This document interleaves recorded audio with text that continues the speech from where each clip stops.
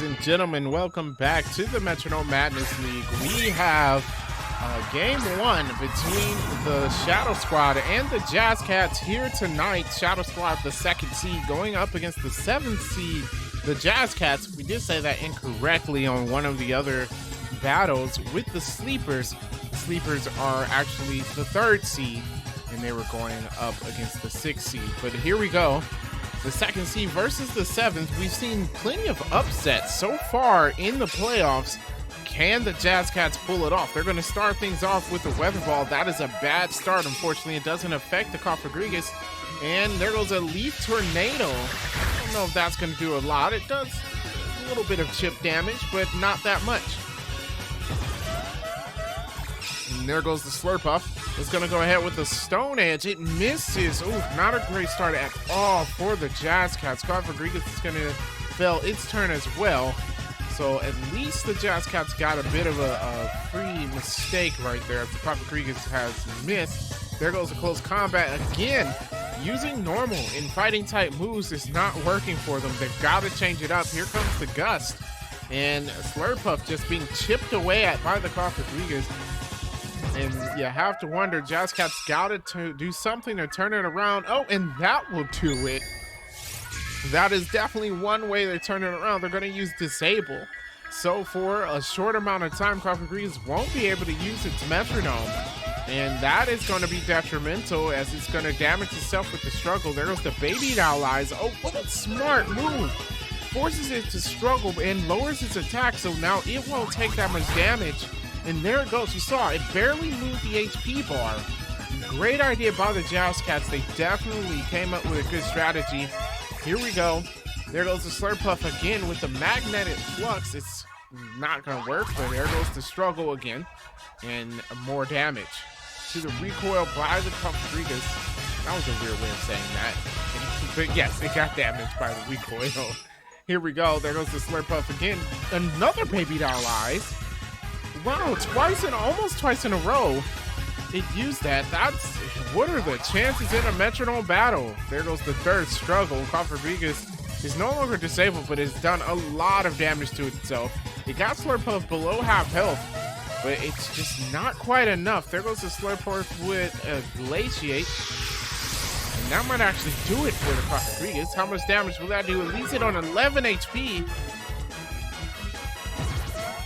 Cofagrigus finally able to use his Metronome now, uses Wrap. If it was earlier in this matchup, I would say Wrap wasn't a bad idea because it didn't do a lot of damage there, but we know the residual damage always does a lot more, and it can turn the tides of battles. And that was a significant amount of damage off of Slurpuff's health just from the residual. There goes Slurpuff again with a Mist Ball. Mist Ball hits, and Cofagrigus does go down to the Slurpuff. That Disable definitely helped out the Jazz Cats there. That was a smart move by them. Just a way to turn things around because they weren't getting through to that Cofagrigus. So it's like, hey, let's make it hurt itself while we get our strategies together. There goes the Double now out on the field. Start things off with a String Shot. Seems kind of like a pointless move. Don't think they actually needed to do that. But nonetheless, Slurpuff's speed has fallen. There goes the Inferno coming from the Slurpuff. And now, oh my, that does about 1/3 of the damage. It was a critical hit and the burn. Double's not in a good position here as Attack Stat also is going to be cut by that burn right there. And oh, the Shadow Squad did not expect this. Coming into this match, they've got to figure out how to answer. There goes the Ancient Power. And I don't know if that's good. That does a decent amount, but not quite enough. Slurpuff still on the field. There goes the Zap Cannon. Bulletproof comes into effect. Doesn't affect the Double. Unfortunately, it still takes damage from the burn. And here we go. Double trying to turn the tide of the battle. Uses a Lovely Kiss. Unfortunately, you cannot make him fall asleep due to Slurpuff's ability. We've seen the abilities activate twice this battle. That's interesting. There goes the Razor Leaf. Ooh, a critical hit. Another critical hit by this Slurpuff. And Double's in the danger zone. That is not what the Shadow Squad wanted to, not the position they wanted to be in. Not at all. They are almost down 2 Pokemon, and the Jazz Cats are still in their first. There goes the head smash, and Slurpuff goes down. No, it actually hangs on with just 1 HP. Oh my goodness, it's still alive. There goes the close combat, and that'll do it for the double. That is 2 Pokemon down for the Shadow Squad with none down for the Jazz Cats. This could be a sweep. Slurpuff is only on a little bit of HP, but if they do something drastic, they might actually sweep past the Shadow Squad here, and that would be an amazing feat for the underdogs. Here comes the Malamar now. It's going to go ahead with the Giga Drain. Giga Drain is probably going to do it. That's right. Slurpuff does go down, so no sweep for the Jazz Cats, but well played by that Slurpuff. It definitely carried their team through this match. Now they're going to rely on their Rhydon. Malamar is going to have to defeat the Rhydon and the last Pokemon on the Jazz Cats. The crowd is getting excited right now. The battle is on the line. Here comes the Bone Rush. Bone Rush not doing a lot of damage. It will hit multiple times, and it's only 2 times. For a super effective hit, it barely did anything to that Rhydon. Rhydon, a defensive powerhouse here. There goes the growth, coming from the Rhydon. It's going to raise its attack and special attack, making it even more of a threat to this Malamar. Malamar now going to use Growl. Trying to get that attack stat back down. Doesn't want to take any big hits.